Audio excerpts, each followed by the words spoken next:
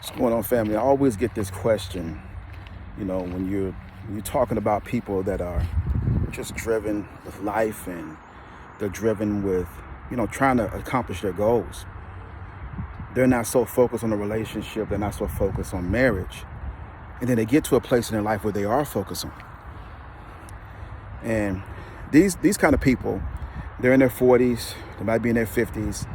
They were never able to really find someone to settle down with, and now they're ready. And a lot of men look at these women and they say to themselves, my goodness, why is it that all of a sudden now they want to settle down? What is it about these women? There's nothing really wrong with them. But then you have the women that want to live, the single life, and they want to just enjoy themselves and they want to do certain things. And then when it's time to settle down, they feel like there's no good men to meet them where they're at. They're looking for a man that's probably a praying man, a man that's faithful, a man that's a God-fearing man. And they're dealing with a whole bunch of people, individuals, men and women, vice versa, let me just say that are not really committed or faithful. When you have someone that loves you, when you have someone that's committed, when you have someone that's faithful, you don't take that for granted. For those that have been living their life, getting their master's degrees and their doctorates, and now they're ready to start, they're eventually going to find somebody, not just based off of them having the money and accomplishments, but because they were patient. They were patient. They didn't get themselves wrapped up and involved with the wrong kind of individual that was going to do nothing but break their heart and detour them from accomplishing the goals that they set out to do.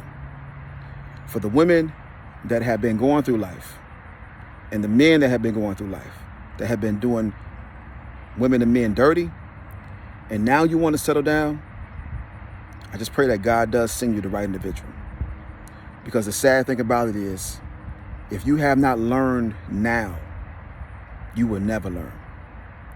People, faithfulness is really about you understanding that you cannot be out here entertaining everything.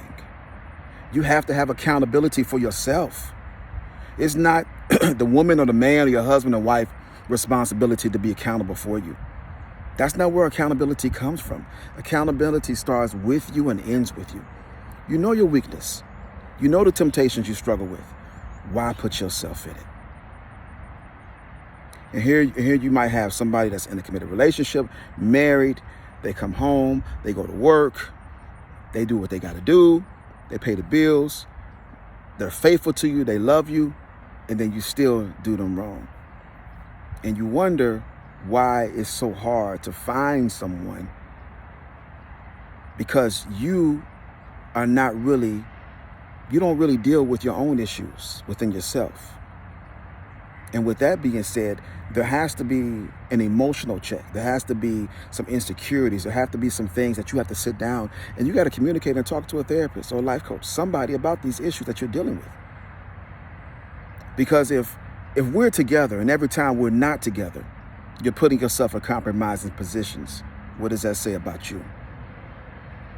And then at the same exact, you're going to say the same exact thing. I love you. I miss you. I want you. But loving me and wanting somebody is two different things. This idea of love, this idea of commitment has lost its flavor for a lot of people, especially you all that are single, people that are single out there, people that are looking for love, people that want somebody, because you're sitting up here watching all these marriages and relationships fall apart because two individuals are having so many issues, and all it takes is one person to mess it up. And that one person, as soon as they mess it up, it just seems like everything is turned upside down. If you have a man, if you have a woman that is committed, that is faithful, that wants to build with you, don't take that for granted. Don't take that for granted. I'm not saying that everybody's going to be alone for the rest of their life, but you're going to miss out on something. You're going to miss out on the blessing that God has for you. And you're going to settle for something that you don't want because you continue to play these simple games.